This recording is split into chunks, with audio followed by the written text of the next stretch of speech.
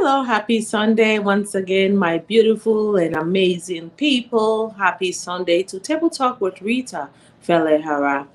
Today we're going to be talking about choosing an important spouse. So we're going to come back to it. So right now we're trying to connect. We're still waiting on some people to connect. We have some guests that will be joining us.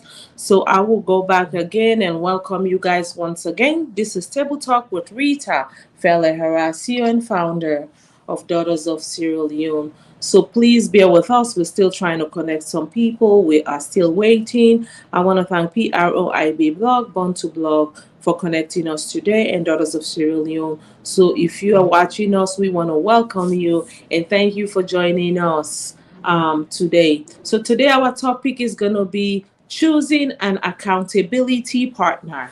So we all know what that means. So get ready with all your comments, all the comments, send it through. So choosing an accountability partner. So today here with me, I have with me, just a minute, Mr. Samuel Omotoshore that is joining us. Samuel. Yeah, good evening, everyone. Thank you so much, Ms. Rita Feleara, for this opportunity. Once again, I am Samuel Omotosho. I am an HR professional. I work with Advanced Nigeria, and I also work with Daughters of Sierra Leone. It's fantastic to be here. I will learn from other persons coming on board, and I know it's going to be impactful. Thank you so much. Thank you for having me. Thank you, Samuel. Today, like I just said, we're going to be talking about choosing an accountability partner. So, if you all know what that is. So, if you're trying to choose someone, so make sure that person is accountable. You can hold that person accountable for whatever it is. It could be work, it could be anything. So, accountability, it's a very, very strong word. So, Mrs. Samuel, I will let us just dive into it a little bit on the topic, please. Samuel?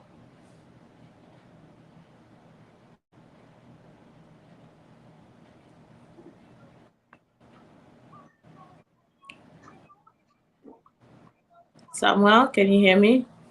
Yes, I can hear you. Okay, we can go ahead into the today's topic, accountability partner, choosing an accountability partner. So if we want to go ahead and start. Thank you so much. Every day we live with people, and individually we have our visions for our lives. We have our visions, our goals set for our career, for family, for everything that has to do with us. So at the beginning of every year, everybody says, "Oh, these are my New Year resolutions." All right, these are things that I intend to achieve this year. These are things that I plan to do. But sometimes we just set those goals, we set those plans, and it looks like those things are never coming to pass. And sometimes we feel, oh, because I have these plans in my head, I put them in paper so I can go out to achieve them. All of us need one person, all of us need one another, because it is not it is easy to say that, oh, I want to do this, but doing that same thing that you plan to do is another ball game entirely. And like I normally tell people, one is too small a number to do something amazing. Actually, I got that from John Maxwell's book, the teamwork, 23 laws of teamwork, right? If I didn't mix something up there. I just know that book is about teamwork, and it said one is too small a number to do something phenomenal. So if at all we want to achieve our goal, we want to set and achieve goal for life, for family, then there is need for this person we call accountability partner. So who is an accountability partner? Accountability partner is someone you share your goals and your aspirations with, and he ensures that he commits himself to make sure you achieve those goals. This person is someone that is not envious of you, is not jealous of you, is someone that want to see you progress. It's someone that wants to see you achieve your set goals. Is ready to celebrate your success with you, is ready to scold you even when you're not doing it right. So it's someone that you can call a confidant, and someone that can give you honest criticism, if you understand. So he is an accountability partner, and I will not mince words when it comes to this. Every one of us, we need an accountability partner. It is very sacrosanct. Let me stop there. We still have other persons that will say one or two things about it, but I know that tonight, get ready for an impactful section. And thank you, Samuel. For those of you that are watching, you are watching Table Talk with Rita Fela CEO and founders of Daughters of Sierra Leone. So if you're watching, happy Sunday. You're watching from PROIB Blog. If you're watching from Bantu Blood and from Daughters of Sierra Leone and from my platform, Rita Fela Official. I want to welcome you and happy Sunday to you. So we're talking about accountability partner. And so I know it's a big, big, big word. You like Mr. Samuel Omotosho, he just talked about someone you can share your vision. And so many times, Samuel, I've heard people say that sometimes some partners are killjoy. Some partners are jealous of one another. If this person is rising up on the top, and then the other person will feel like it should be me.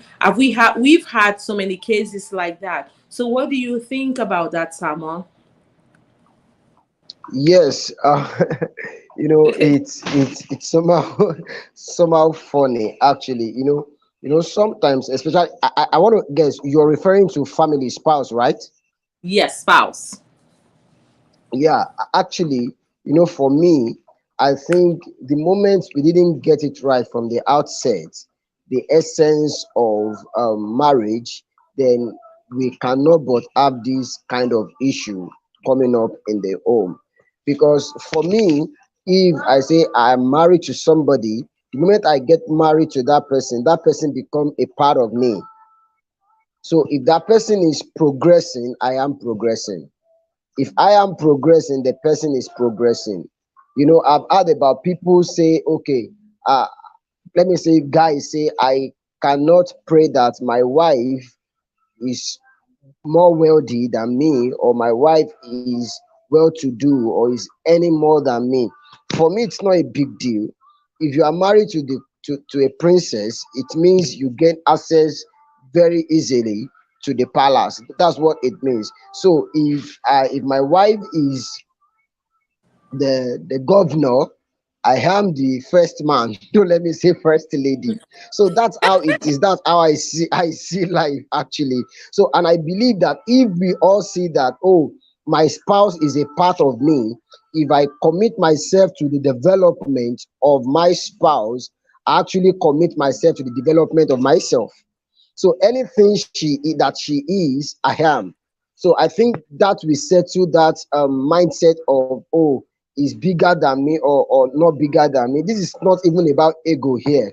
It's not about ego. I don't see it as ego. I think it's feeling insecure or something. If my wife is Yeah. a billionaire, for crying out loud, I'm a husband of a billionaire. So I can spend like a billionaire because my wife is a billionaire. All right. So I think if we understand from the basis of the moment I get married to that person is a part of me.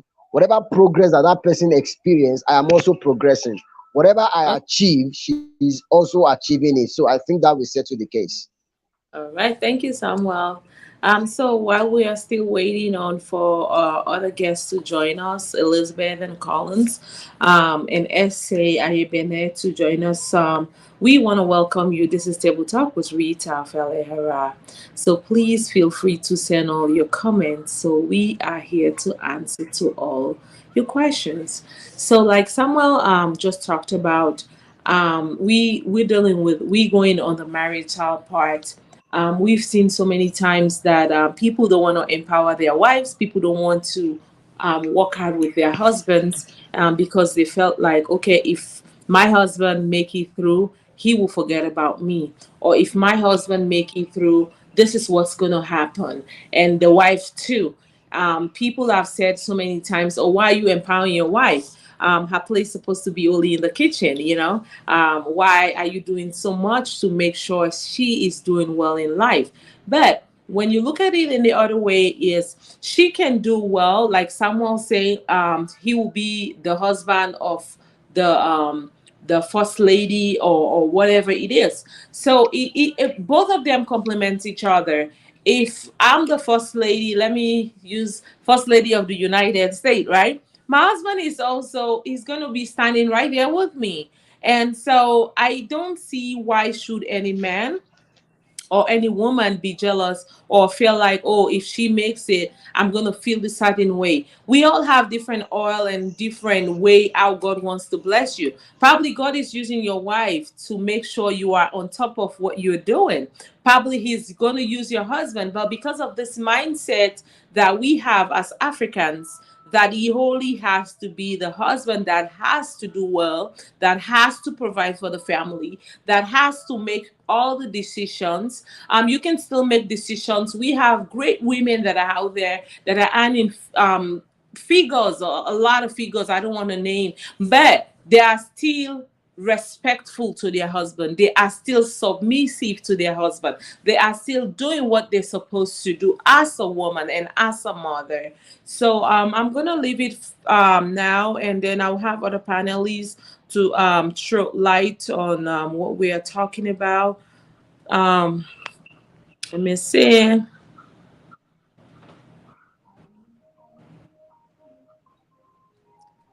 Okay. Elizabeth is showing that she's here, but I'm not seeing her. Hi, Elizabeth. Hi. Hi, Hi, hi, Elizabeth. How are you? fine. How are you? Good, good, good. Good to have you here today with all the busy schedule. I would love for you to Too? introduce yourself to our viewers, and then we can. Okay. Hi, good evening, everyone. Oh, let me say hello because I don't know the time zone where you are.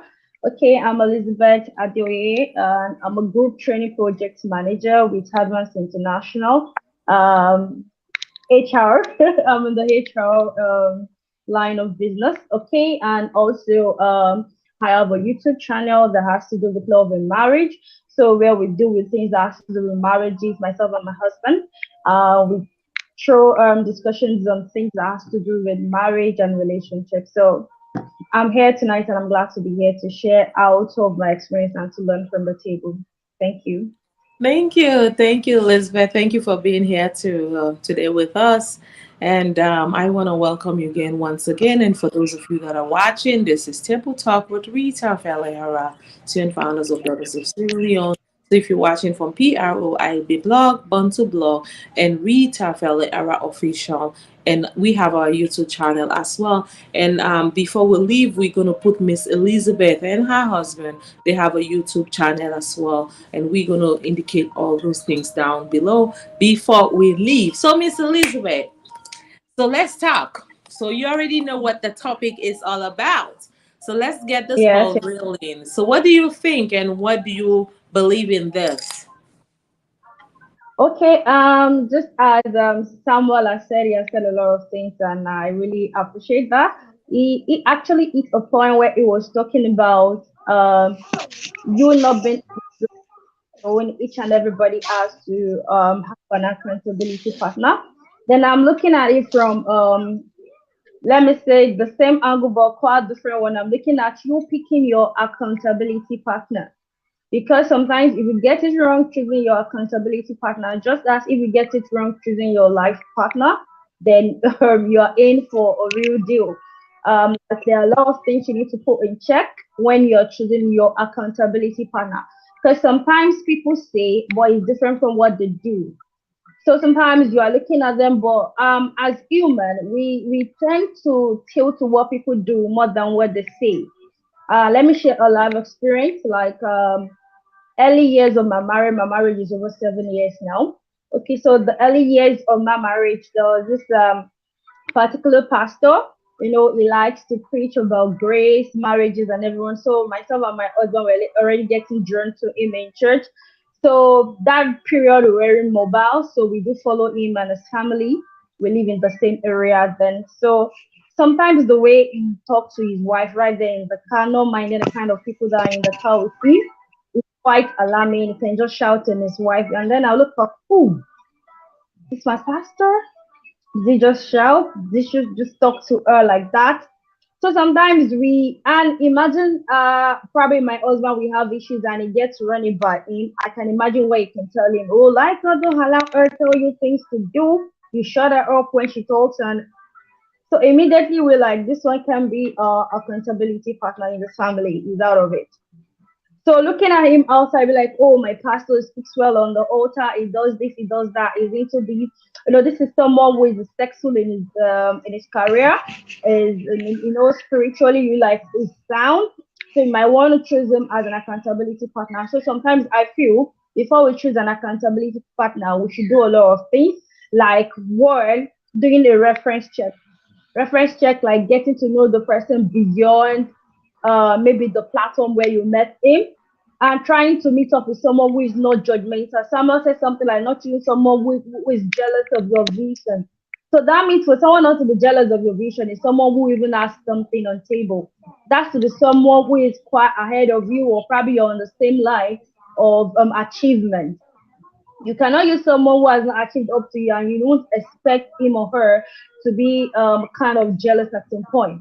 So it has to be someone who is established, someone who actually have a better understanding on a particular area of your life that you need an accountability partner. Then I get to tell people, don't mix it up. You can't mix up. You can't one accountability partner for every aspect of your life. I think I need to stop it here so we can maybe throw around it before I move on to the point that I have. Thank you. All right, thank you, Elizabeth. Thank you so much. So, like, we all have heard what Elizabeth she just talked about, and sometimes Elizabeth, I know sometimes our pastors, people will recommend someone to us, and we feel like this is the right decision. My pastor recommend this to me, or my brother-in-law recommend this person to me, and then when you got to meet this person, actually, this person is half of what they have said about this person. So people have, I should say, they pretend to, when they're around a certain set of group of people, they don't show themselves. And then when they're with this person, because I've had this situation with people that I know so many times, that people will say, oh, this person is nice. And when you get to meet the person, it's totally, this person is very naggy, it's very annoying. He's not what you think you want in a man or a woman. And it's so sometimes I've seen with us, we pretend a lot. We don't come out of the closet, and we tend to deceive our pastors. And so when it comes from your pastor and they say, oh, Sister Rita is a very nice person, she's loving, come out and see when Sister Rita is raising fire out of, behind behind us, right? Then you were like, oh my God, Jesus, Holy Ghost, right? So, but people pretend a lot. So what do we have to say? And you have invest time, you have invest everything that you have to invest in this relationship, and turn out to be that this person, it's not what. So sometimes people blame, oh, my pastor set me up with the wrong person. But one thing I have to say is people pretend. So I don't know what anyone has to say about this on the panelists. Someone? Elizabeth? Okay. Yeah. Okay. Maybe let someone go first then. Okay, Elizabeth, speak. Ladies Okay, first, right? Okay. Okay. Someone allowed me to talk, so I'll just say what's in my mind. Okay, I think for me, it's never too late for us to retrace our steps. It's never too late. If someone introduced someone to you and you're not comfortable with the person, first, I feel you need to stop it at that point. Don't go ahead. Reassess everything you have done or probably carried out with the person, and start to think of how you can undo some of the things you have done. Then three, I feel you need to let the person who introduce that person to you know, so the person will not make further mistakes introducing that kind of person to other people. So you're saving yourself and you're saving the world as well. But for me, I feel even though you feel like you've done a lot of things, it's never too late to retrace your steps and reassess everything that you have done and start to take a step back and then do the things you've done with the person. Yeah, Elizabeth, what you said is very correct. But sometimes some people are shy to actually go back to the same person and say, look, this person that you introduced to me, it's not what it is, right? Let's say if it's coming from your pastor, trust me, you don't want to go back and say, Pastor, this is not working out, and start giving um the whole itinerary and downloading, like, oh, this person was this person was that, this person was that. And for us as Africans, then right away we felt like, oh, you have the problem, right? So because you've been introduced to Brother Adekule before and you didn't do well, and but at Dimole, you didn't do well as well. So they already know that it's a problem. And for us men as well, they already introduce you to so many beautiful ladies. So I've seen situations like that whereby the person get frustrated and the person felt like, you know what? I'm not gonna just say anything. I'm just gonna deal with it. And the end of the day, it didn't work out. So what do we have to say about that? Okay, let me allow someone take it on first. I Samuel, want to look at it from some of the points I wrote down here before I answer the question. no problem. Samuel. I really like what Elizabeth really said the other time, stating that you have to undo some of the things you've done with the person. For me, sometimes in life it get twisted somehow. But one thing that is very clear is that I can't say because I am supposed to be in a place at a point in time. Let's say I have an event. Okay, for example, yesterday, I told you I went out yesterday, Mama. Fine. Elizabeth, we were together yesterday. We were going to a place. We had a meeting somewhere. But unfortunately, we missed the road. We were going the wrong way and we really traveled far. But because that was not the place we planned to go, we had to turn back and try to follow the map until we got to where we were going. So we wouldn't say because we have gone that far, we can't go back to go to where we were going. So I want to say this: no matter how far you have gone in the relationship, no matter how much you have invested in terms of time and resources into an accountability partner, you think that okay, this should work, and you feel it's not working, it's never too late to end it there. Because the more you continue to try to make it work, the more you realize that it can never work. And it will continue to haunt you because you continue to feel bad and feel bitter about it. So the best thing is that you stop it there. And that's why it's better, like she said earlier, to do your due diligence before you even say, okay, this person should be your accountability partner. Me, I appreciate a kind of accountability partner that probably it grows into that relationship. Let me cite an example. I have a friend that we met at a place of work. We are just friends, but most time if you want to do something very, maybe a project, it will involve me just to put eye on the project. So most of the time, sometimes because the guy knows that sometimes he can be handling multiple projects together and get things mixed up. So for me, what I do is I just maybe weekly or twice a month, like, guy, how far? What about this? You said you want to do this, and this. You have done this, I've marked it, you have not done this and this. Do you understand? So I don't even know I was doing the work of an accountability partner. And we were like that. Later on, I started involving him in my project too.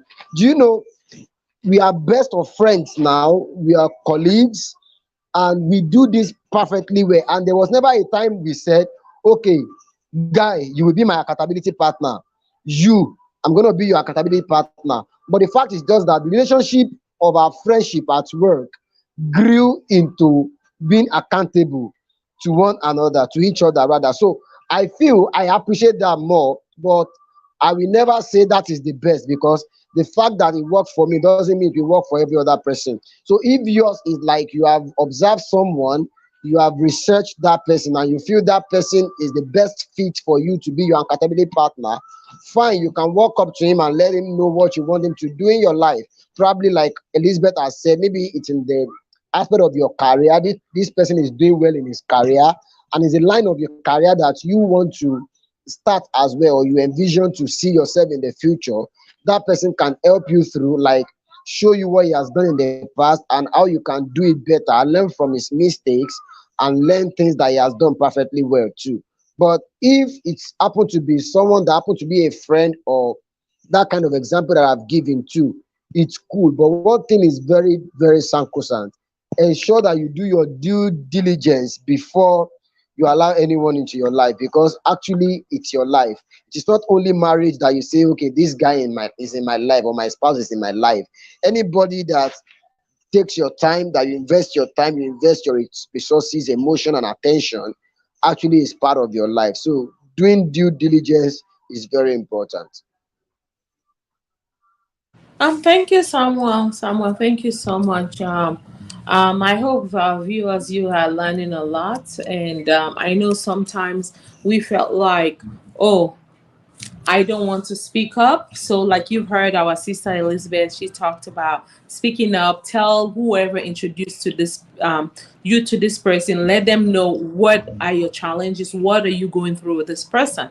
Because the silence, when you silence, you felt like, because I felt like a lot of us Africans, we die into silence. We don't like to speak up. We felt like, oh, you know what? If I tell this person that this person is not, it doesn't matter. You can be on date 30 times. If it's not working, it is not working. Move on.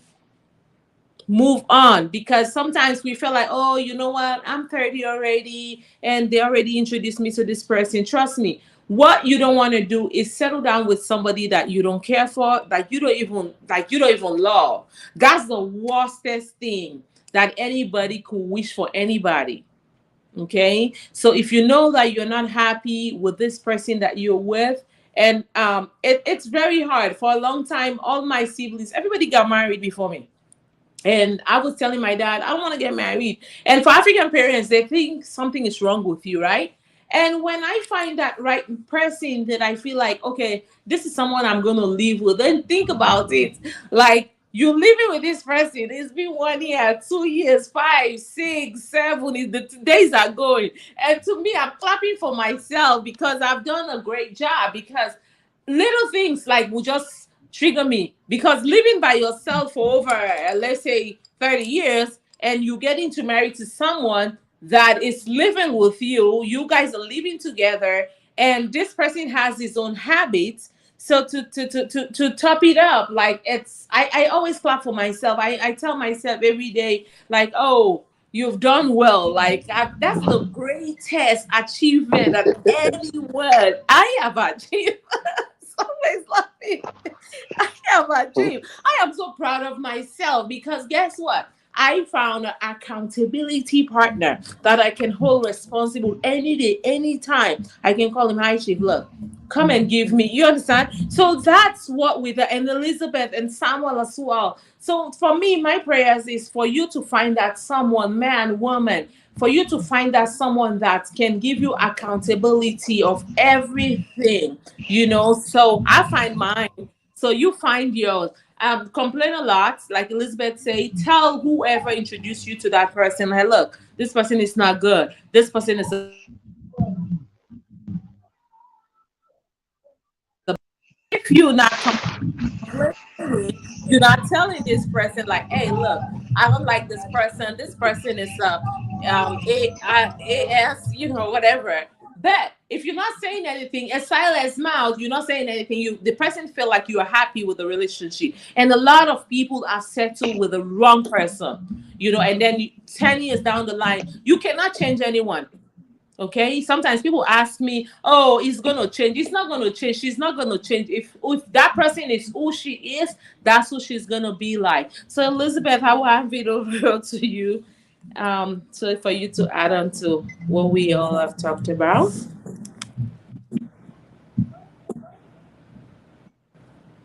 Elizabeth. Set. when he said that you should do your own due diligence. And as Mama has said, that everybody, you need to get yourself an accountability partner. But I feel the problem is the getting.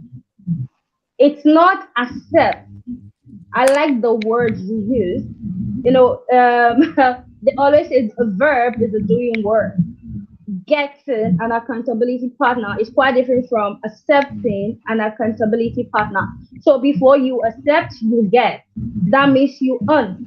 You do every necessary thing you need to do. And hallelujah, African has gone past the years where our parents chooses our partner for us. I'll say 90% of Africans now, they allow their children to bring in who they actually believe you have accept. So to me, I think we are leaving out the point of assessment too much before we launch into any relationship, whether you were introduced to the person or you saw the person or you met somewhere.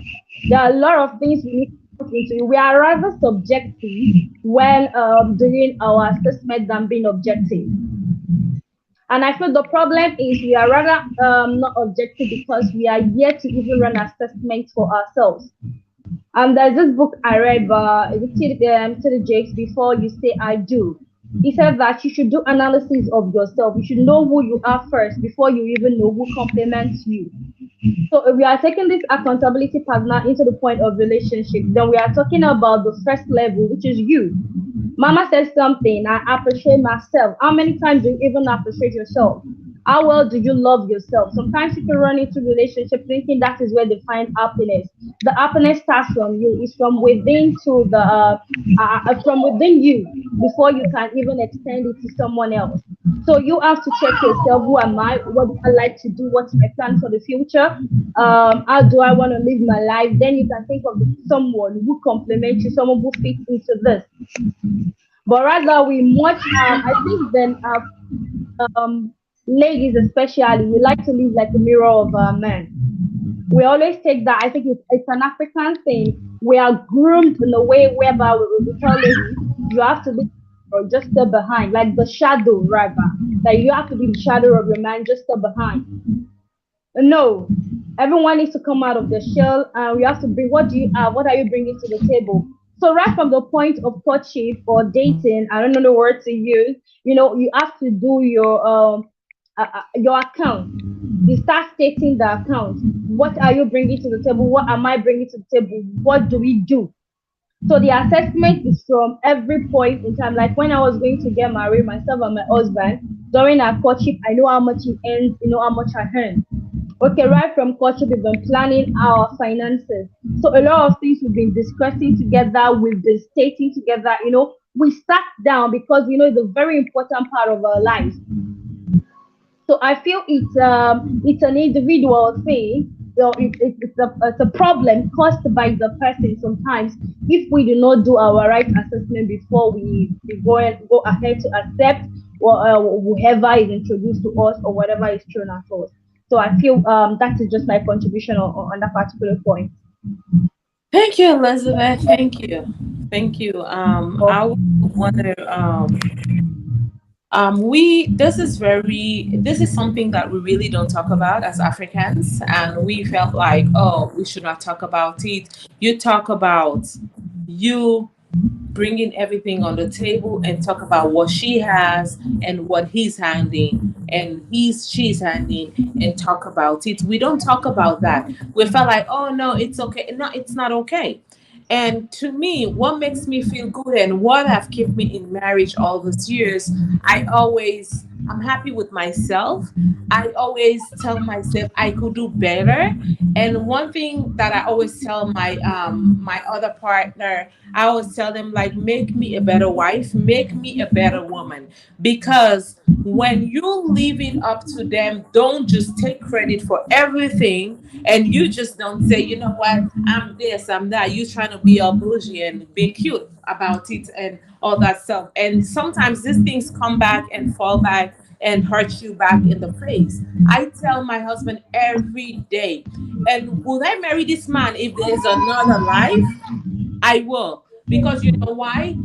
He is whatever I'm looking for a husband. He support me in whatever I do, and we work together as partners. We listen to each other. Listening is a very good thing, and for African women and men, we don't like to talk.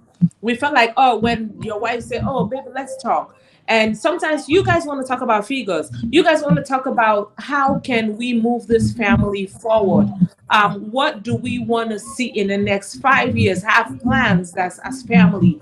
We don't do that. We just believe like, oh, if I ask my husband how much he's making and let's talk about finance, and he felt like, oh, I'm a gold digger. Honey, it's better for him to think you're a gold digger than a gold loser, because you trying to protect what you guys have. He has the right to know what you're handing. So the secrecy, and we felt like, oh, I'm making $20. You tell your husband you're making $19 an hour, and I feel like it's wrong. As Christians and whatever you believe, I'm a Christian, and I felt like for you to be open to your spouse and let your spouse know, hey, I got paid $20. This is this, and don't take it like this $20 is mine and it's mine alone.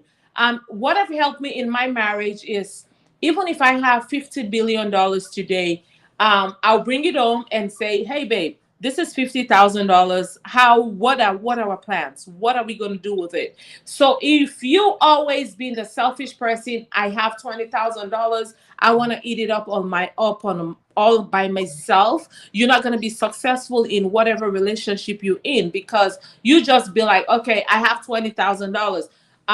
Money, whatever, money has never been my issue in a marriage, and I just be open. He's the same way. Whatever he has, he bring it on the table. So for those that are looking up, okay, you feel like, okay, you've made this much money, you don't want to sit on any man, or any man that feel like you've made it so far, you like, you have all these figures going on for you, you don't want to make it.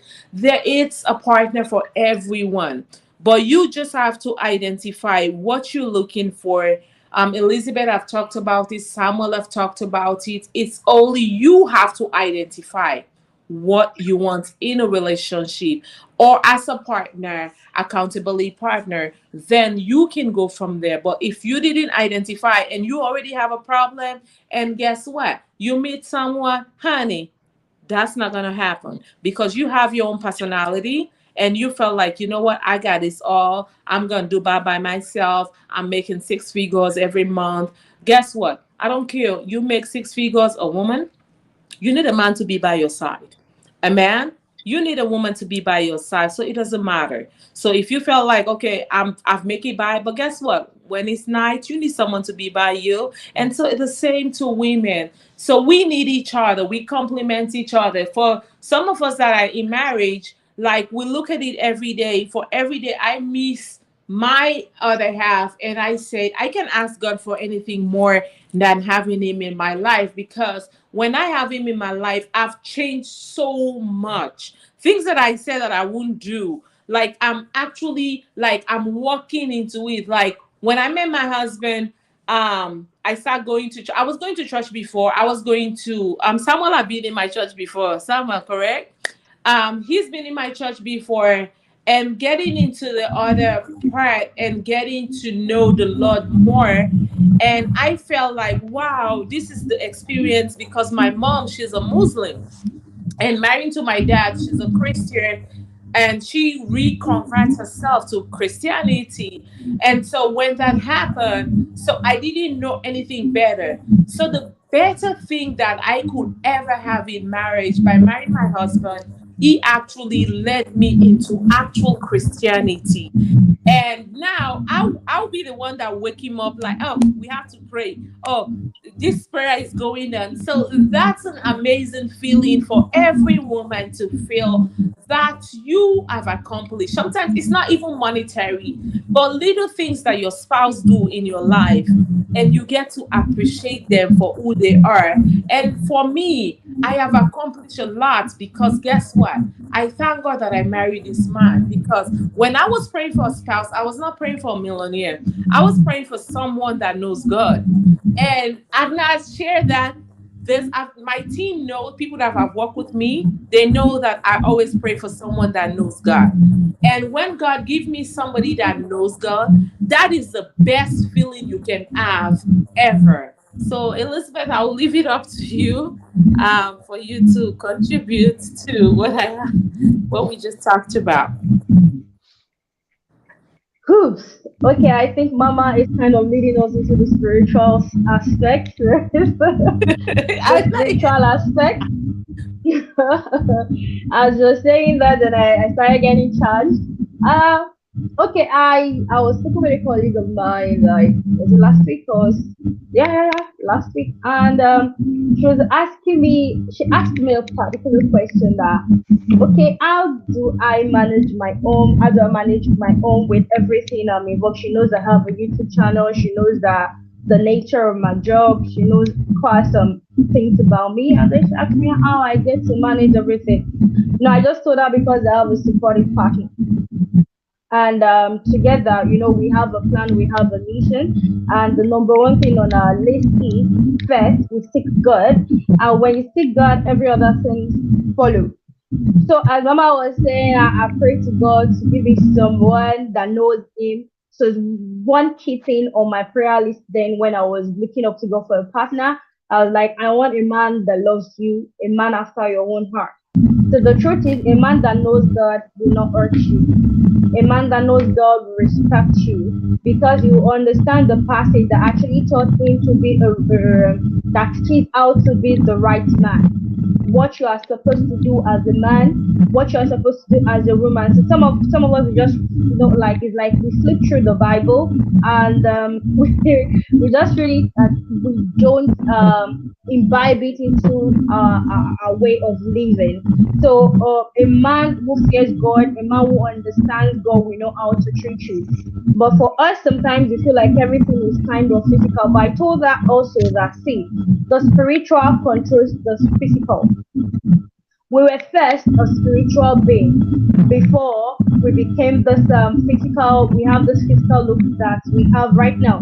So the spiritual speaks volume a lot, which we do not put our eyes to. So you have this physical body, so you can move around, you can evolve on earth. But as well, the spiritual power of you is there that controls a lot of things. But the truth is, if you don't tilt toward it, then the word teaches you what to do. The word tells you to slap and then you go ahead to slap. The word tells you to leave and then you leave. I think it's part of the point I wrote down here that even sometimes when people tell you, maybe introduce someone to you, it depends on you as well, how alert you are in the spirit to know if this person is the right person for me. And sometimes even the spirit helps us to know some relationships that are short term and some relationships that are long term. Like some people are just there to be your friends. Not everybody can be your soulmate. Not everybody can take up that seat to be your man. So you really need to take your time to analyze this particular guy. Is it the one for me? No, it's not. You do your analysis there. At that particular age that we are in, I feel we always have a lot of teachers, admirers, and then we get things mixed up. So someone who ought to have ended up as a friend is not ending up as a husband, probably because he was always taking you out, always buying you things, lavishing you with his money, was telling you, I earn 6 figures, like Mama said, and then you feel like you can never earn the 6 figures, and who loves I think it's the man, and then you leave out the right one for you. So I feel we need to key more into the spiritual aspect as well when we are choosing our partner. But tilting into the point I said that we have a temporary accountability partner and permanent accountability partner. I think the relationship I had before my husband, I always say something that yet we did not end up together because I was like, this guy is not just for me. But I learned something. He shaped me as well to be a better person. So the relationship was short term because yes, it wasn't meant to be a long term thing. Because if it was meant to be a long term thing, then he would have probably show forth some pictures that I want, we would have been able to reason out things. So, but then I just noticed that this one can never be someone that we are accountable to, or we are accountable to me, and the two of us together will be accountable to God in the long term. There will be a problem. So we have to still be very strong on our analysis and praying to God to help us in every decision that we make in life. So I don't know if Samuel wants to throw more light as the man to throw us more light. Probably we are speaking from the aspect of the woman. So maybe Samuel will give us a point from the man too. Yeah, thank you, Elizabeth. Let me add Francis that is joining us from Maryland. Francis. Hey, Francis. Hi, everyone. Hi. Hi. How you doing, guys? Welcome. Good. Welcome. So, Francis, you've been in marriage, and so do you have anything to add to what we just talked about? First and foremost, I'm very much appreciate for you guys to give me this platform. Francis, just a minute. If someone is not talking, let's just mute. If we are not speaking, because we are having like a bad signal. We're having a signal at the back. Okay, good. You're not hearing from me. I can hear you. Yeah, go ahead. Okay. So I said, first and foremost, I want to thank you for adding me to this program. It was amazing. Since last week, Sunday, you know that we had a topic the last Sunday, and me and another colleague, Mr. Cole, IB and others, and also you. So what I want to say is that I don't have much to say. I just want to listen to some people from there, and I can pick it up from there. Okay. But that's what I want to do today. So I want to wait and see. Then from there, I pick it from there. Then I will give my own comments, because for now I don't want to say anything. Okay. Yeah, I heard what my sister was saying just now, but I did not understand exactly what. Okay, you just joining in. Okay, she's trying to say. So you have to give people time, to digest. Yeah. So you people that already started it, let me listen, then I can come in. Okay, no problem, Francis. Yeah. So we just want to acknowledge that you are here and you are part of the panelists. So thank you, Francis. So Mr. Choko, that is he's sending his message from London. He's watching us. And Aminata F as well. She's watching us. She's thanking us as well. And we have, if we cannot read your comments, so please bear with us. It's a lot to deal with, and we are trying our best. Especially me, I'm trying my best. Of course, you are everything now. Make sure like you connecting, you like phone is ringing and all that. So I want to give myself applause. And you know why I like to clap for myself all the time? It's just like a motivation. I feel good, like clapping for myself and motivation. Motivation is the key. I feel yes. And for a lot of us women or men out there that you feel like, okay, whatever you're doing, you don't give yourself a props or like tell yourself you're good in what you're doing. And for me, that has helped me a lot. To me, to see who I am and what I will become and what I will become 20 years from now. And I'm going to leave more than that. But that have helped me a lot. So for those of you that are watching, start with yourself first. Don't say I'm looking for a husband and you don't have a good character, and work on yourself first. Or don't say I'm looking for a spouse that you don't even love yourself first. Love yourself first. And people say self-love. Don't just preach about it, but act it. I have acted this so many times because growing up, I feel like, okay, I'm beautiful, or I'm smart, or I'm going to make it in life. Trust me, honey. No matter what you do in life, you need that companion. And why do I say you need a companion? You need someone that is going to be by your side, that is going to tell you. So that's what we talk about, accountability partner. So please don't give up on yourself. Don't say, oh, I give up. Oh, I've dated 50 times. Trust me, honey. You can date 50 times. You can date a million times. Nobody even know. You, the person that is going on a date, know how many times you've dated this person, or you've dated this person, it didn't work out. It doesn't matter. You can date as much as you want. If you didn't find the right person, don't settle for less. Don't settle for less. If you settle for less, you're going to be in this marriage and you're going to say, you know what, I should have not. And a lot of things that are happening now, a lot of women, you want to settle down. A lot of men, you feel like age is not on your side. You want to settle down. Don't do that. You can settle down with somebody that you want to be with. The worst thing that you can do for yourself, settle down with somebody that doesn't believe what you believe in, somebody that doesn't love you, somebody that doesn't even give a I don't want to say the word, give us s about you. And guess what? You're screwed for life. And for me, I always use myself as an example. So for those of you that are watching, that are listening to what we have to say, for me, I like to give myself an example because I've come a very long way. And for me to be where I'm at, I could have not done it. Yeah, despite you smart, despite you know what you're doing. I could have not done it without my husband, because he's that person. Right now, I've been gone for over 5 weeks. He's home taking care of the boys, making sure everyone is okay. So tell me, how much? What can I ask for? What else can I ask for? That a supporting person, you have a spouse that support what you do and what you believe in. If you say, "Oh, babe, I'm going to Hawaii tomorrow," he's like, "Okay, I'm here. What do you need me for me to do for you?" So with that, what can any woman like ask for? That's a joy. I've been away for 5 weeks. And I'm so excited. I'm going home next week, right? I'm so excited to meet with my family, all the boys. I have all boys. By the way, for some of you, that's what I'm saying, the boys. I have all boys. I don't have no girl. I'm the only woman in the house.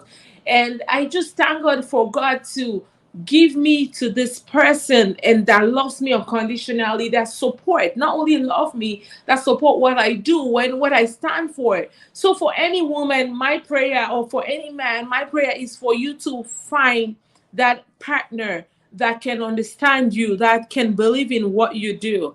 And sometimes so many people have said to him like, "Oh, you are over empowering your wife, she's doing too much. She wants to go here today, she wants to be here tomorrow." But I thank God that he has a mind of his own. That's one thing we should pray for.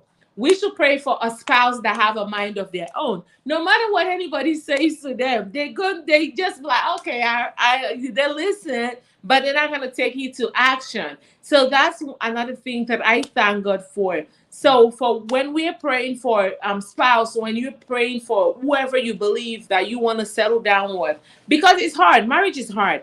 You know why it's hard? If you settle down to somebody that you don't even like, you don't even love, trust me, it's so annoying. As much as I love my husband, but guess what? He's annoying.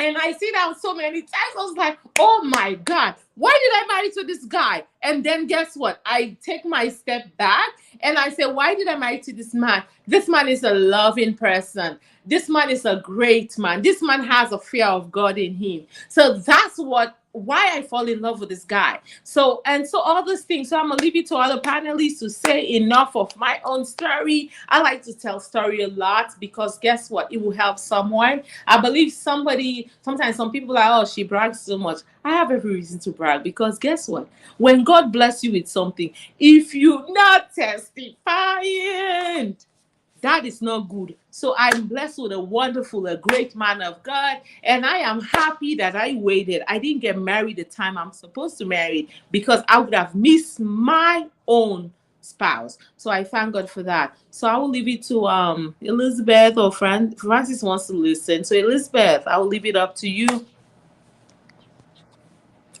Okay, thank you, Mama. Just as you shared that you're away, I hope Mama will bring a lot of goodies for her, so she's coming back. I will. I will. I Okay. will. All right, just as you shared, I think last year, all through last year, I was away from Nigeria. I returned this year. From office, I had to be away from my family for 10 months.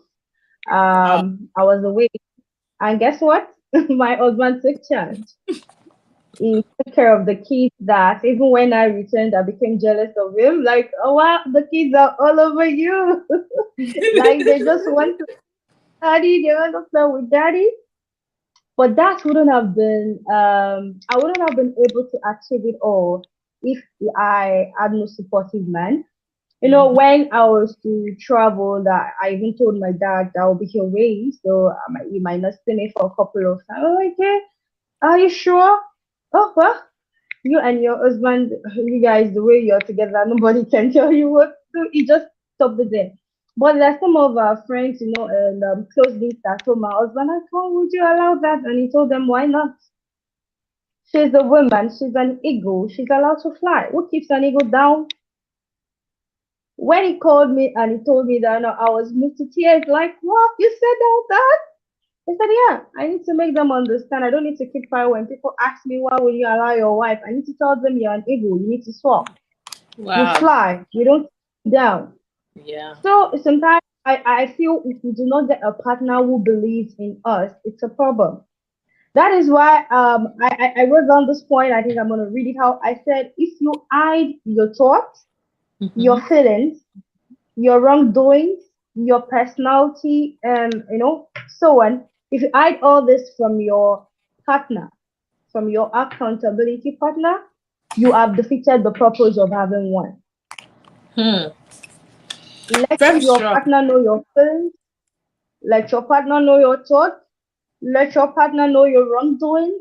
Let your partner know your personality. Let your partner know what you can do and what you No, cannot you do. cannot When you do. tell my husband that, oh, Elizabeth insulted someone, he'll like, wait, chill. We started it. Ma. But when you tell him, I asked Elizabeth to do this and she did not do it, she's been headstrong. He will tell you, oh, she's a challenger.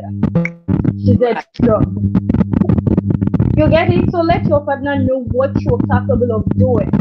Sometimes because we hide ourselves a lot, sometimes we hide it because, oh, I feel it will be scared away my success or my achievements to scare him off. Oh, let it scare poor girl. If he's so scared, let him go. If she's so scared of your success, let her go. You should have someone who is not scared or not enviable of your achievements. You should have someone who is ready to support your achievements. So when the True. person knows your worth, when it's time for you maybe to take the next maybe challenge to go on the next project, it won't be a problem because the person understands who you are. Sometimes when my husband tells me I want to do this, I don't stop him because I know that is who he is. Stopping him is like killing someone, killing something inside of him. So True. sometimes if our partner does not understand our thoughts, do not know our feelings, do not know what we've done, does not know like what we're capable of doing, sometimes we should not take an offense when they do not believe in what we can do because they've Mhm. never seen us do something. They've never seen us do something. Another True. thing I want to share is okay, I think when we got married and we're going to choose the church we're going to attend, my husband made a big decision for me because I sing and it was like if I'm to go to his church, I won't be able to sing. Because in his church, their style of music, they do not use some instruments, and their way of worship is kind of different from where I worship. It was like, oh, you can't come to my church. And we made a decision, the church to go to, that will support me and help me to continue in my line of ministry. So I feel we need to put a lot of things on the table Hmm. and see how confident your partner is with everything. So whichever one you have a problem with, just take it now. Hmm. Take it now. Let me know. Do you have a problem with me because I sing? Do you have a problem with me because I dance? Do you have a problem with me because I'm tech savvy? Do you have a problem with me because I'm outspoken? Do you have a problem with me because I'm a manager? Do you have a problem with me because I'm just a sexual? If you have a problem, please go. My God is too big for me to be small. So I Yeah. So if we can communicate all this during our courtship, hopefully to help us a lot. So Oh my that's just God. what I have to say at this point. Right. Thank you, Elizabeth. Thank you Yeah. so much for those of you that are watching. You were watching Table Talk with Rita Felihara. We have Mr. Shoko that is watching us from the UK. And he's saying that he's watching the show as well. And for Aminata F. Jawara, she's saying that keep up the good work. And let me see. Hawanatu, very impressive. And Mr. Shokol is again saying again, good job, you know. So we have people that are watching us. We watching from different platforms. People are watching from different platforms.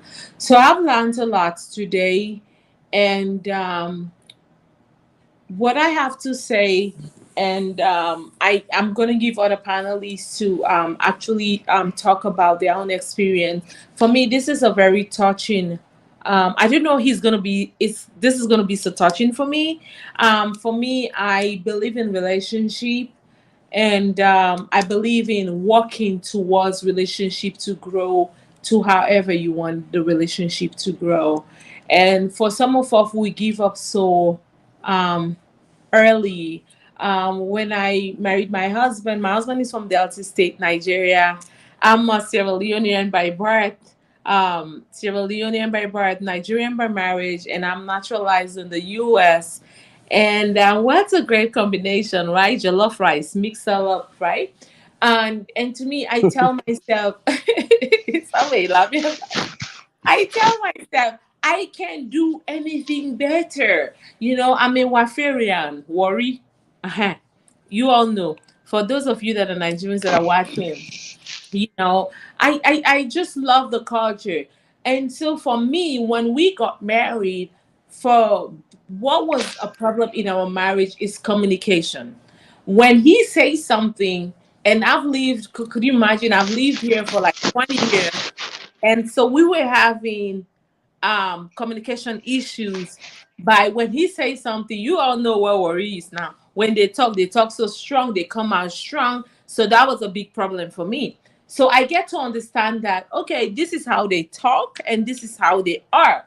So what I did was I tried to tell him, like, listen, this is how I wanted to be talked to. I don't want for you to address me this way. I don't like it. It's unladylike. And guess what? We have walked towards that part. And he has learned, he wants to learn. And some of our men, some of our women, we hide things a lot behind the closet. Show your partner who you are. Like Miss Elizabeth talked about, if they say certain things about her husband will say she can do that, she cannot do that. So let your wife or your partner you want to marry to let them know who you are. Don't hide under the closet because I don't like surprises. I like for me to know what I'm getting into. When I've been into it, then you show me your true color, honey. No, I don't like that. I like for you to show me who you are. Don't come out for me under the closet and say, oh, I'm this. No, I'm not going to have that. So let me know who you are. Come out of the closet. Tell this person if you have a temper issue. My husband has a very bad temper issue. And but when we talking all the time, I'm that woman that is stepping on his toe. Don't say anything. I'm stepping on him. Like, don't say anything. And the husband that he has become through the years is a great husband. But would I if I have temper too, would I be with him today? No. Would I have able to deal with that BS? No, I would have not able to deal with it. Because even his family members, he has 7 sisters. I have 7 tigresses. I call them tigresses because they are if you do something, Elizabeth, they are coming, wow, ready to wow. But I am able to be in this for this long. So to God be the glory. I am in it and I will be in it and we will be in it forever. So what I'm saying, Amen. I know sometimes some people are like, what is she saying? I like to use myself an example because you know what? I have done it. So you can do it as well. It is not hard. You just have to able to say, you know what, I love this person. Look beside what he's doing and correct him. How can you correct him? in a nicer tone. Don't say, this man is a rubbish man, yeah, man, useless man, all this kind of bad words. Say, you know what, honey? I love you. I think you can do better. But just use your words in this way and he will get it. But don't just be rude about it because you are the one that is correcting and you feel like you're the smarter one and you correcting him. So you have to have an attitude like, oh yeah, I'm the star. No. I correct my husband, he corrects me as well. And what it is like, sometimes people like, oh, these are power couple, but to God be the glory, we are not power couple. We're still learning and we still want to learn.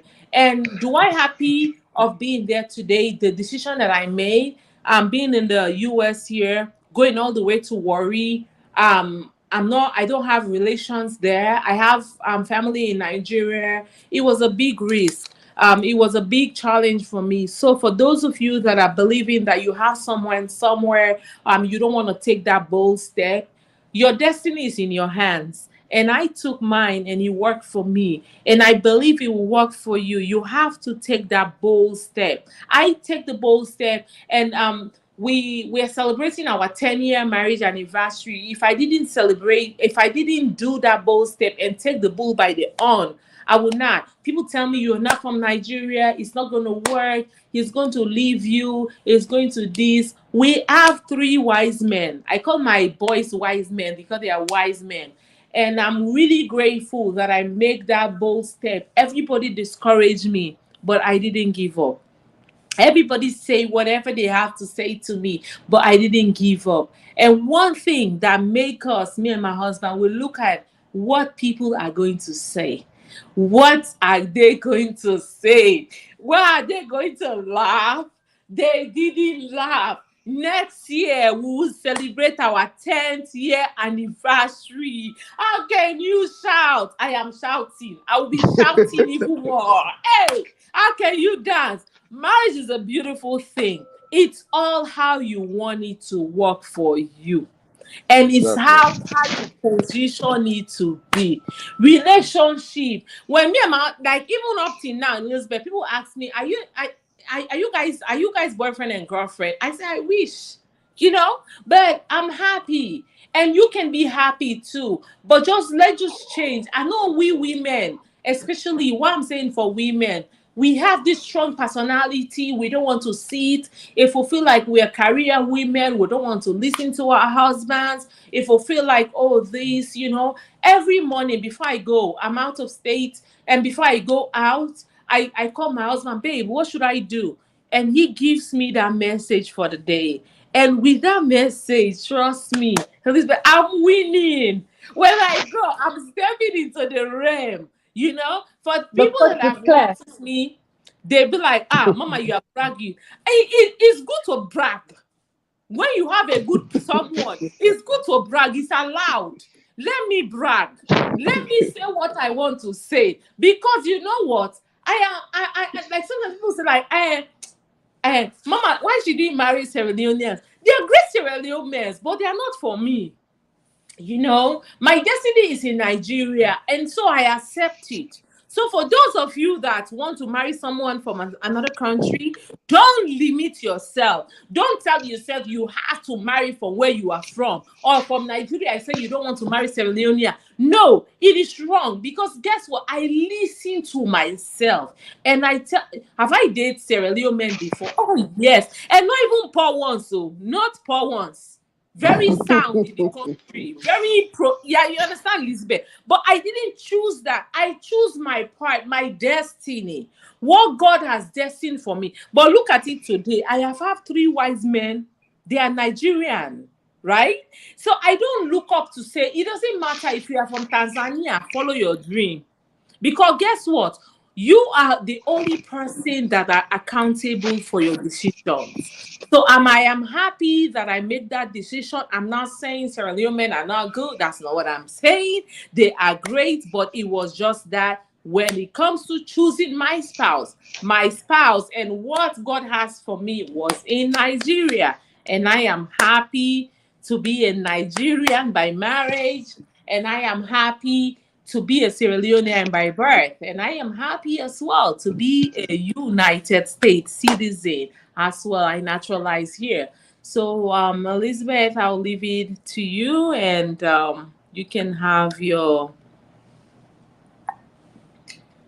Okay, I business. think I will start with saying we'll give Mama a pot of Ofe Nsala, white soup, special word to say thank you for marrying us and you're so proud of us. I am. Yeah. So we'll give you special pot of Ofe Nsala. So you step it down with correct Eba. Or Samuel, which one? Eba or Aku? We give Mama that. Okay, Mm. for So me, Gary we do. Gary will do. Somebody, did you Okay. say Gary? Somebody, did you say Gary? Really? You tried. Okay, I'm looking at my notes here, and the point to which Mama said some things, a lot of things now, and it tilted me back to my definition, the definition I put down here. I said that accountability partner is someone who supports another person to keep or be faithful and to have progress on a desired goal. So I think when we are into a relationship or even in our marriage, for those that are married, because at the point of our discussion, Mama says something like, when you're in it and you feel it's wrong, then you can do assessment. You can retrace your steps to know where you got it all wrong. Okay, so I feel for married ones and those that are still about to choose or probably you're engaged, look at the last point in the definition, a desired goal, not just a goal, a desired goal. The first thing is you have a goal, your partner have a goal. How can you work on these goals to be the desired goal for your marriage?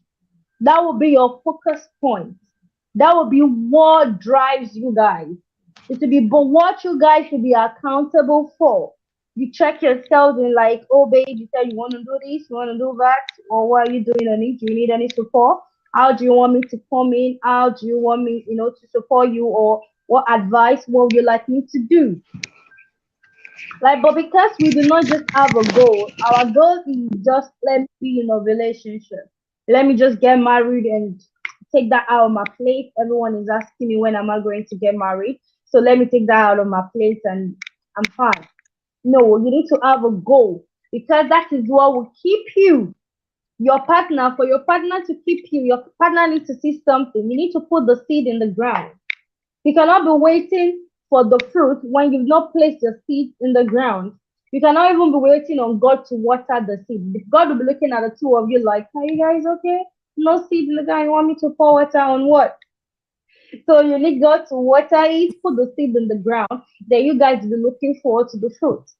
So for your partner to keep you or to be faithful to the desired goal, that means you have something you are working on. Relationship is not just about hanging out, it's not just Mama said a lot of things that you have to put into making a choice then. And see, she's happy, everyone is happy. I'm sure the entire family, our friends, they are so happy. I'm sure if she's to do analysis, she would even have people that are looking up to her like, oh, I just love their marriage. I want my marriage to be fashion after theirs because they're seeing the way they live together, they love each other, they adore each other, and they want the best out of others. So the way you present your relationship or the way you allow your partner into or the let me say how much of you letting your partner into your space determines you guys output. Allowing your partner into your space. The problem is we always want our space. So we try to cover it and like, oh, just hold your space. But there's not how you guys will make if you close the space. So you need to let your partner into your space and your partner needs to let you into his space. Then you can be accountable to each other. Like, what have you done? And sometimes we feel accountability is just only about our the achievements we can count. Mama said something, and it's very important that when she met her husband, it has helped her spiritual life a lot. She now knows the Lord and she loves the Lord more. Accountability is all around, not just maybe in the things we can count, our finances, our emotions. I don't know if we were listening well to when she talked about temperament. Likewise, my husband too, when we got married, it was fast to anger. But sometimes to me, it's not, it's not a negative emotion. We need to just check what's the cause, what trigger. Our upbringings, our upbringings are quite different. Different. The way I was brought up is different from the way he was brought up. Like in my family where I grew up, my dad and my mom, they just chase themselves up and down with throwing pillows, and they'll be doing points. Oh, I won, you won, always playing around that. Even with the children, we do the count. Oh, mom, that is winning now. And then, no, are you people supporting your father? You should support me. I grew up in that kind of family where we play a lot together and everything. So I think that helped me a lot to be, emotionally. You might be meeting someone who is not. You need to understand what contributed or what triggered that. Then we work around it. At some point when I was not getting it well, sometimes when he's angry, then I'm hungry too. I told myself, oh, do I really want this marriage to work? Then I have to listen. So I calm down, I listen to him, I understand his point. When he's all calm, then I go to him and tell him, guy, you said this, you said that. I really don't like it. Don't you think we should have said it this way? I understand your point. You really have a point, but why not let's view it from this point? And everything worked out. I would say is more calm than I am now. So sometimes we should not see our marriage like once we just get into it, everything will be all better versus it won't be from the very beginning. We work on Right. each other because we are accountable to each other. We work on ourselves so we get better. So what people see is the achievement. What they see is the success, but they don't know what has been put into it. So what has been put into Yeah. it is what we should work on. So thank you, Thank Mama. you, Elizabeth. Thank you. I'm so excited having all of you. So I have with me Mr. Samuel Omotosho, and I have with me Mr. Francis. I don't know if you guys have anything to say. Yes, yes. Francis? Yes, yes. As for me, you guys said it all. You said it all. Um, there is a few questions which I want to bring to you guys. Now, you know, from what you guys are just saying, um, the most importantly, the relationship is communication skill. You know, communication very important because if there is no communication, I don't think that relationship will work. And trust, communication and trust. You have to trust the person. You are a great example because of trust that lead you today where you are. Your husband so trusts you. Look at the time that you leave him. Yeah. 5 weeks. Was you are still happy, and he also happy with what is going on. So the most importantly is the trust. When Yeah. it trust, everything is work out. Everything is going to work out. Everything is True. going to work out. And then Um, the communication skill. You should true. always be communicating, just like what you are trying to say just now. Because Hmm. without communication, nothing work out. Because you have to check on the person. You have to Right. call. Oh, how you doing, darling? How is work today? You know, we have our own challenges. Everybody, marriage is not an easy task. No, It's it's not an not. easy thing. You have to really exercise patience. You really have to exercise patience. So there are there are Um, key there are keywords mhm. which I want to highlight. Exercise patience. The word exercise patient will make marriage last. When you exercise patience, because we are going to have a lot of challenges will come. A lot of challenges will come. So the challenges, the thing that's going to break it down is patience and understanding. Sure. So you see, you are a great example. All of us, because can learn from you guys, from you, especially the way the communication skill and all that you guys, you are enjoying your marriage. I know you have one or two fracas, but however, you have already in line for quite a long time. So you see, like what my sister was saying, that's my sister, that the trust, this trust is very important. Mm. When you trust someone, everything is okay, because you will never think negative. Right. You will never. If you don't trust the person, you always think, oh, maybe you have another side chick, something like that. Leave him alone. Trust God. Well, Francis, Yeah. you talk about trust. You've talked about pretty much trust. That's what the whole issue is all about. I've had so many people. My husband is always in Delta. He's from Delta. He does business in Nigeria most of the time, and so he goes to Nigeria more often. And so people actually that are Nigerians, they will call me and say, "Oh, aren't you're not like you are you not scared that your husband is always there, you are not there, you need to go and mark your fruits, you need to go and do this." I say, the day that I'm married to this man and I take those vows, I have stepped my foot into Delta State and I have married this man. Whatever foot that I need to mark, that's an extra.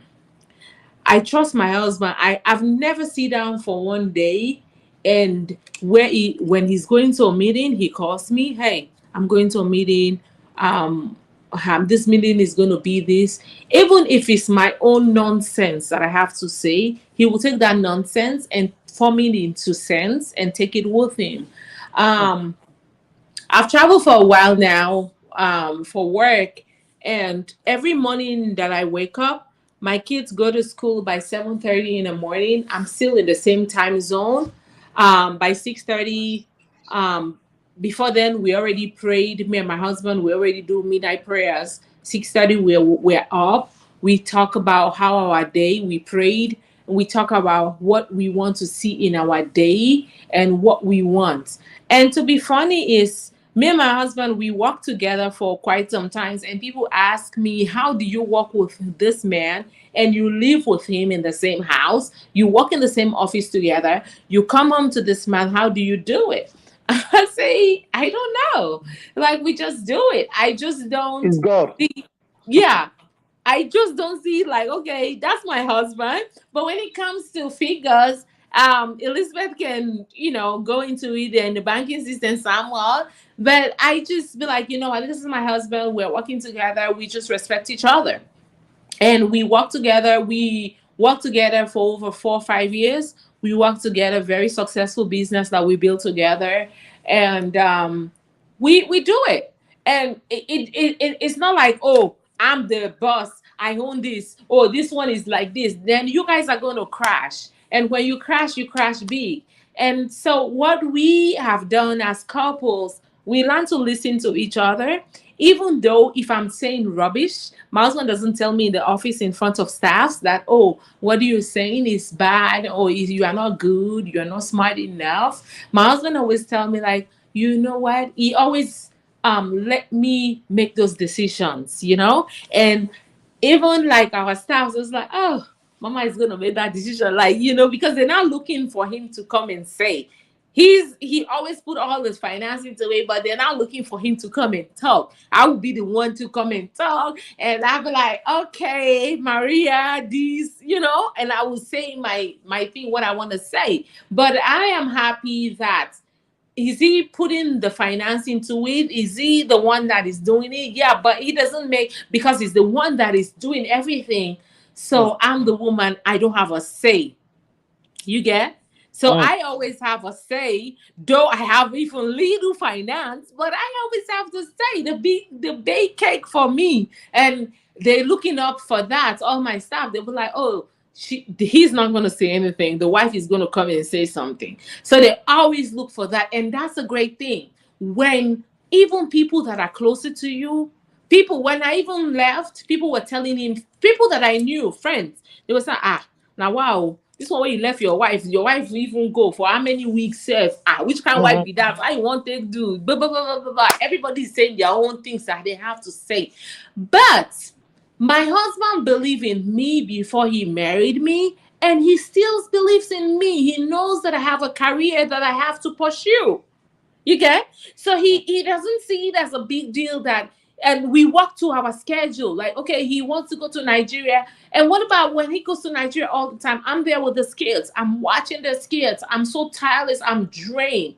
But I'm there, right? But he sees, now he gets to see, like, this is the first time, like, he has to actually stay with this boys for this long. And he gets to see what I go through. No, it's not a pain back. I'm not saying there's a pain back. He gets to see what I go through. Like, I'm with these boys dropping off, picking up. If they have to go basketball, they have to do this, they have to do that, supplies and all this stuff. So that is why, for me personally, I am grateful, because he's not supposed to do that, right? But I am grateful that he's doing that and letting me pursue my vision at the same time while I'm on a wife and a mother. So for me, it's a big deal. So it's not how he does it. And sometimes some of us, we don't know how to ask. We feel like, oh, I'm supposed to do that. I'm going to do that. No, that's not the way. You ask, hey, babe, there's this thing that I wanted to do. I wanted to be in this program.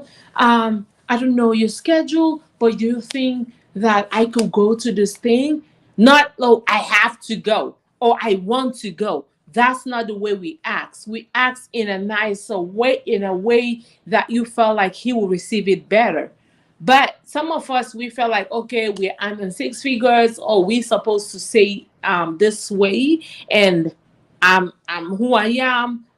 Even you, who you are, but you need a man, or you need someone to be by you. So for me, that have been what I use most. I know how to manipulate. If should I say I know how to manipulate my husband? I was like, hey babe, guess what? Oh, I've seen this thing. Oh, this thing is really nice. I would love to go. And he was like, oh, really? Why do you have to go? I said, you know what? This will really help us. This will really, this is about us. It's not about me. It's about us. This will really help the family. I think this will be great. Can I go? I'm not saying I'm going to go. Can I go? And then he was like, okay, yeah, I think you can go. So then that settled it, right? I'm not feeling I'm making my demands. It has to be my way. It has to be this way. Even though if he said, no, you can't go, I'm like, babe, I think, this is like, just look into it, think about it. I think this will help the family a lot down the line, the boys, and this is good. Then he would think about it. He was like, you know what, babe? I think this is great. Let's do this. So not like you pulling pressure on him, like, oh, Abiose is going, or Abiadu is going, I have to go. No, this is our job thing. No. If my husband say no, I'm sitting home. And when it comes to trust, like Francis was just mentioning, when I'm here, where I am, my hotel, my husband knows all the four corners of this hotel. If I'm leaving, if I'm going for breakfast, he knows like, oh, I'm going for breakfast. If I'm in my car, I'm driving to work. He knows he knows my time. He knows where I am at any time. If you call him, he knows that my wife is here. So it's just not overnight thing. You have to let your spouse know and trust you and believe in you that says she's not doing anything. I always tell people that are very close to me that I love who I'm with. I'm happy who I'm with, and I don't even have that drive. I work with so many men every day, and sometimes people are like, oh wow, she's so beautiful. Oh, she's so pretty. She's so this. it is for one man. And take your vow seriously. Don't say that because someone is lusting over you, you want to cheat. You can eat your cake and have it as well. You don't do that. We don't believe in that. If you're with that man, let that man know that you love him, you adore him, and you are with him forever and forever. Take your vow seriously. For those people that you are in marriage, you are sleeping out, you are doing this, or you are in relationship, you are working all these things, I don't believe in that personally. So, and I feel like if you're praying to God, say, I want God to bring changes, and you are doing things that are not right, the changes will not come. So I'll leave it to other panelists to add to what we I've just talked about and other panelists have talked about, and then we can go from there.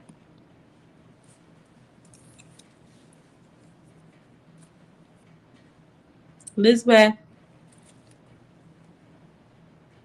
I was Lisbeth. actually waiting for when you said leaving it to other panelists. I was like, probably someone Lisbeth, actually. sorry. Yeah. Lisbeth. Oh, okay. I don't know. Okay, should I go ahead? Yes, Yeah. go ahead. Definitely. Okay. I think it's just something little to say. I'm saying yes to everything everyone has said. Mr. Francis talked about patience, understanding, trust. Mama, you talked about listening. You talked about being probably humble in the way we make our request, and all these I feel they are attributes of a good home. What you are expected to do. I feel because we do not treat each other with respect right from relationship. That is why even in marriage we find it difficult to respect each other. And this culture we are even putting on the children because they see us and they do what they see. So that's why some of them are even disrespectful outside because they're used to it. The parents do disrespect themselves. Like the one I shared at the beginning of the meeting, I talked about the pastor that do disrespects his wife. He doesn't care when, he doesn't care where. So you just talk. So I feel it's a problem of communication they had while they were cutting and they're still having the problem understanding themselves, and also empathy. Empathy is key. If you are unable to put yourself in the shoes of your partner, there's some things you would do that you feel like you've done it well, you've done it right. Sometimes when you can think and like, oh, if this thing was done to me, how would I feel? So putting yourself in the shoes of our partner helps a lot with many decisions that we make. Like we need to empathize. Oh, will my partner feel? When you start chasing anything on the skirt, would you feel comfortable seeing your wife chasing anything in trousers as well? So I think these are questions we need to ask ourselves when we want to make the decision. Or if I go ahead and spend all this money and my partner gets to know how will he or she feel. Because if it were to be her or him, it will definitely share with me. Like Mama said, if I make a 50, I tell my spouse it's 50. I don't go ahead to tell my husband it's 40 or 49. The whole truth. You don't keep anything. The Bible says that you are now one. You are now one is still the best mathematics that nobody has been able to solve. One and one giving us one still is it's not half, it's a complete person, another complete person. That means you are coming together to still form that one, which means we have to unify every other thing. We unify our culture, we unify our finance, we unify our understanding, we unify our thoughts, we unify a lot of things so that the one will be one. I think that's my contribution on that point. Thank you, Elizabeth. I know some of our viewers are asking for us to speak Creole. Some of our panelists doesn't speak Creole, so that is why we are communicating in English. So if you want the other version, probably we can come back with it and speak in Creole, so that way you will be able to understand what we are saying. So I'm gonna just run through a little bit of what we all just have talked about in Creole for, because we still have some people here that are watching that are speaking Creole, which is our local dialect in Sierra Leone. So just bear with me for a minute, Elizabeth Samuel and Mr. Francis understand Creole.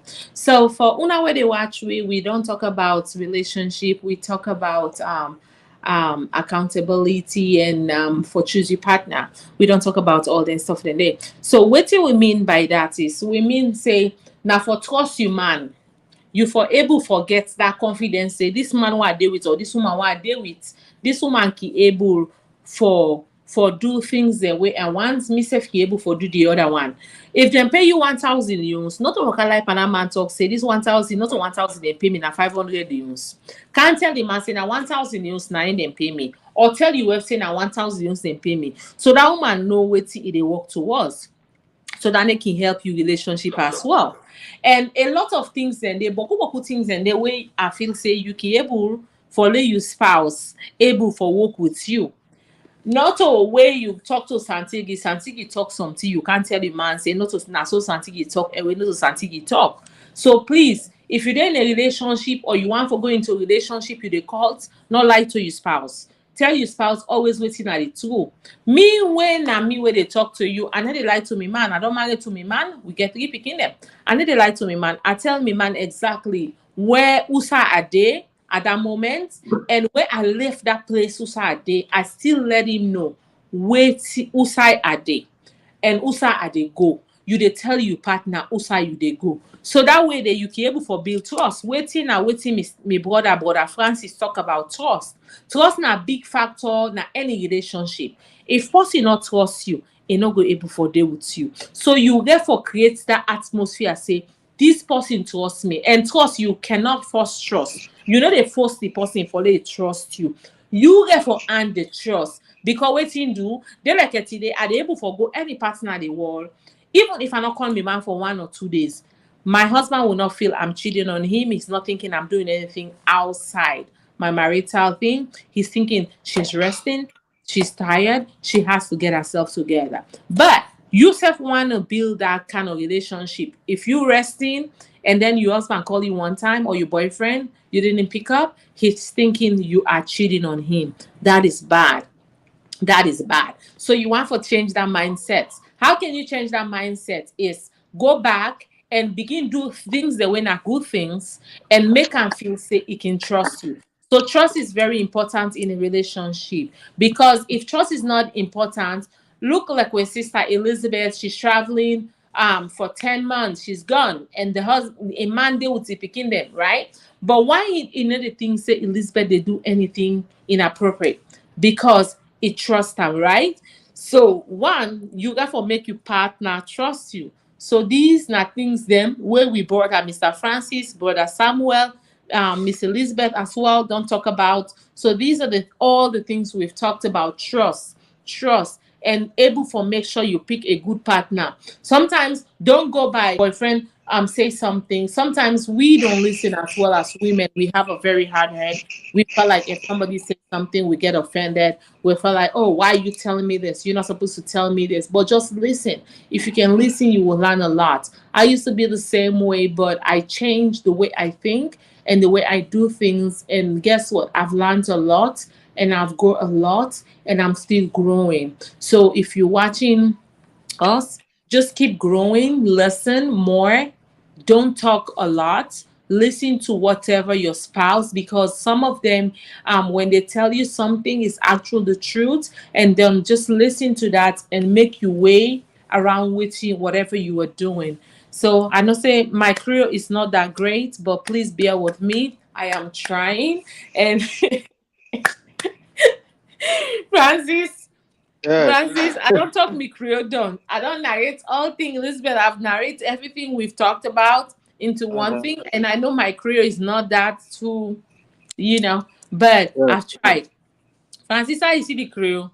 Clear. Okay. Clear, yeah, okay. Well, Clear. so I will have I know it's well time spent. We've been here for a while, and tomorrow is Monday, and most people have to prepare for work. Mr. Samuel is here. Mr. Shoko, thank you so much. We see all your messages, and Hawanatu Kagbo. We see your message as well. Thank you so much. So we can go all through all the messages. We've seen it all. and we really do appreciate you guys. So before we draw the curtain, is time spent is 1:30, 1:39. Where am I? So we're gonna have Samuel, are you there? Yes. Okay, Samuel, thank you so much. I really appreciate you. So before we draw the curtain, I'm gonna have you say your final words and where can our viewers follow you, and where can they get in contact with you? Thank you so much, Mama Rita. Thank you so much, Elizabeth, for that exciting and impactful session we had today. I've learned a lot, quite a lot. Thank you so much, Mr. Francis, for joining. I will say this as I conclude. I got to know something yesterday. I watched a short clip, and the person said that behind every successful man, there is a stupid woman. And that struck like a successful man. What I used to know is that behind every successful man, there is a successful woman. But this woman said there is a stupid woman because behind is not where you should belong to. So when God made you to be with that man, He did not make you to be behind. You are meant to be by his side. All right. In fact, the person said something that struck me. He said, by the time God will make woman, He took out of the ribs from his side, not from his back. That means you have to be by the side. So being by the side is not trying to like rub shoulders, but as he's fulfilling his own destiny, you are fulfilling your own destiny, but there should be a link in between the two, like a kind of purpose that unites both of you together. So I will say this for every woman that have believed that, oh, getting married is all about life, having children is all about life, making delicious meals for my husband is all that I have to do. No, there are still so many things in you that you need to do to ensure that you also make impact on this planet Earth before you leave. Elizabeth is a woman. She's fulfilling her duty as a wife, and she's have a career to pursue. Marita also happy woman, happy mother of three wise men, a good wife, and fulfilling career ahead that she's pursuing as well, and she's doing fine. All right, so it shouldn't be the man alone that should have a career and a family working for him. Women also should have their career working for them, their business working, and the family also intact. So that's my conclusion this night to every woman out there, that you are not supposed to be behind the man. You should be right by his side, supporting him and while you're fulfilling your purpose too. So thank you everyone. Thank you for this opportunity. Thank you so much. Thank you so much, Elizabeth. Thank you, Mr. Francis. Thank you, Mama Rita. I say thank you everyone for watching. Thank you for your comments and everything you have done tonight. So amazing. I learned a lot. Thank you. Bye. Thank you, Samuel. Thank So you so much. yeah, I'm gonna hand it over to Elizabeth for you to give your final words and for you to say where people can watch you. I know you mentioned you guys here and your hubby has YouTube thing, so people can follow you as well and watch what you have to do every other day. Okay, thank you, Mama, and thank you, everyone. It's been a fulfilling time here. For me, I just want to say, as I said earlier, the marriage, relationship, and all, it's not a bed of roses. As interesting as it is, there are periods where there are downtimes, and just put it that way. But downtime is not end time. So the downtime is probably the time for you guys to reassess yourselves, look where you got things wrong, and how you can make things work out. But do not force yourself to make things work out. Work out things with who is ready to make things work out. And also in our marriages, when there are problems, it's not the time for us to it's the time for us to both talk and analyze. And as well, the two of you being an accountability partner to each other, you need to have Maybe someone you look up to, could be someone who spiritually or emotionally or marriage-wise sound than you guys, or who has been ahead of you, that you guys can you give you can share whatever problem you're going to, you're comfortable with, though, and can actually advise you in the right way. So you should have someone as well you can talk to. Do not bottle in all the emotions, because when you bottle in all the emotions, there's a problem. The day everything will burst out, it will be like a spilled milk. So try as much as possible to resolve all conflicts, um, communicate, and also get help when you need help. Thank you. That will be all for me from me rather tonight. Thank you so much. I really Thank appreciate you. the time spent. Thank you. Thank you, Elizabeth. Mr. Francis, I will have you have your own final words and what you have to say to our viewers. Yes. Thank you, every one of you. I'm very much delighted. Um, Thank you, Madam Rita and Madam Elizabeth, and also my brother Samuel. And this platform. What I want to say is that people, this platform is not only for a marriage people. No, it's totally for relationship and marriage. It's not only for marriage. So I would like you guys to come and follow the page and support the page, because you too will learn from this. You will learn from this, because however it be, however, you will one day join this battle. You will join it. There is no way. So in that case, I want you guys to join the page and support the page. And also, I want to thank all of you that are watching us. So, and I hope you guys will join us again on Sunday, whatever it is. And that's all. Thank Bye. you. Thank you, Mr. Francis. Like Thank I you. like that you just highlight that this page is not only for married.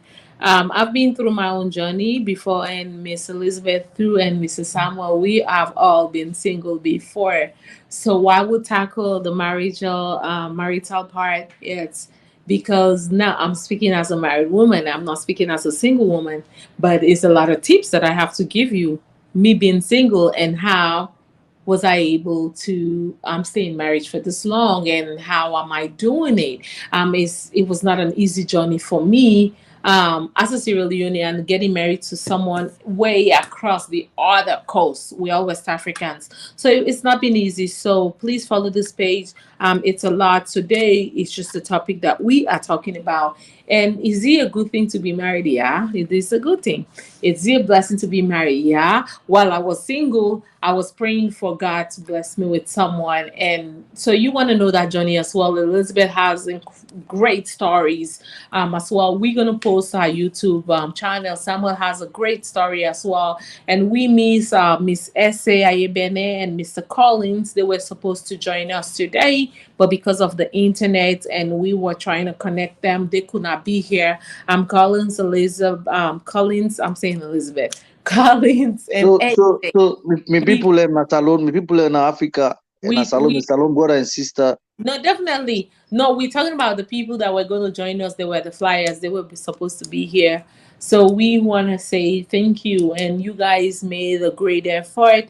And I want to thank PROIB Blog, and I want to thank Bantu Blog.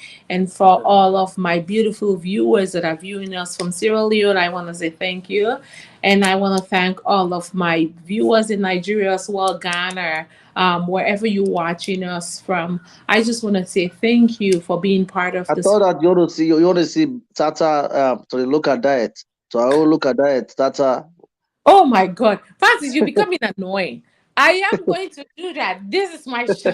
Let me talk. Okay.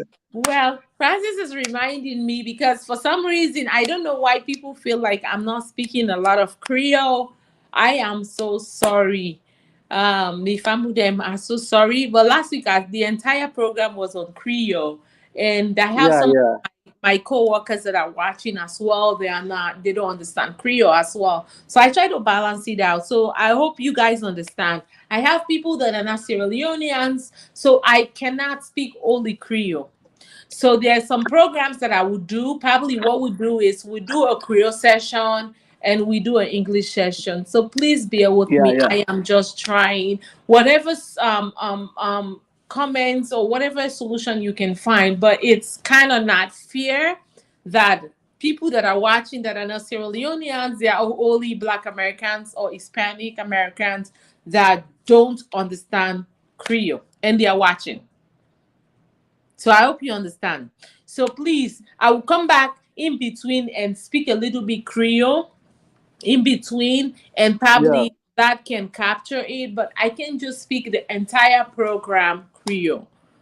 Unless if like we're having a broadcast that is only Creole, probably PRO host, and we just speak only Creole. But I have other people that are watching or people that are part of my panel that are not Creole. So I hope you understand, Mr. Francis. Yeah, So me yeah. family there una we they watch, not to only people that we no more na Creole no more na they talk na then na yeah. We get people themselves where they watch, where themselves na English na in they understand, then get their own things where themselves they understand. But English I feel say na the normal language where all man they speak. So lo una bear with we, more una not say this na so English no more na they speak. Me na salon person. But I they speak English because of people the way they watch, some of them not to salon people then. So I hope 75%, yeah.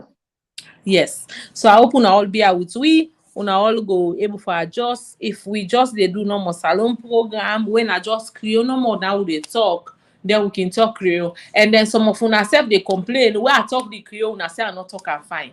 So una be out with me. Make a the patch and they go so kele. Yeah, I beg. So una all thank you. I want for tell una all plenty thank you. I want to say a big thank you to all of my amazing and beautiful for you guys to be here. Take time off from your family tonight. I want to thank you, Miss Elizabeth. I want to thank you for being here today. And Samuel Omotosho, I want to thank you as well. And for Collins SA, that you guys are not here, I want to thank you guys as well because you guys try so hard. And Mr. Francis, that is joining us all the way from the US. I want to say thank you as well, my brother. You I too. appreciate you. And Thank for you. my back end, I want to say thank you for Mamadou. I want to say thank you for Alex Theo. I want to thank you for all of our spouse that are letting us do what we love to do best. I want to thank you guys as well. For my husband, Mr. Chief Christian, Mr. Hara, I want to thank you for letting me do what I love to do best. I want to thank you for Alex Theo, Christian, Maro. I want to thank you. And for the RS family, I want to thank you for letting me do what I love to do.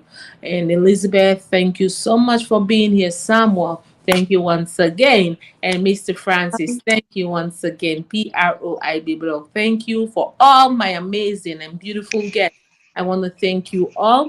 We could not do this thing without you. So I want to thank you and happy Sunday. If you're celebrating your birthday today, I want to wish you happy birthday, wedding anniversary, or whatever you are believing God and you're thanking God for today. We want to thank God with you as well. So, Mrs. Shokol, we want to thank you. And Aminata, we want to thank you as well. So thank you till we see again. We want to say thank you from Table Talk. So good night and good evening, everyone, and have a blessed and good evening. Thank you. We're about to join. So Bye. bye-bye. Bye.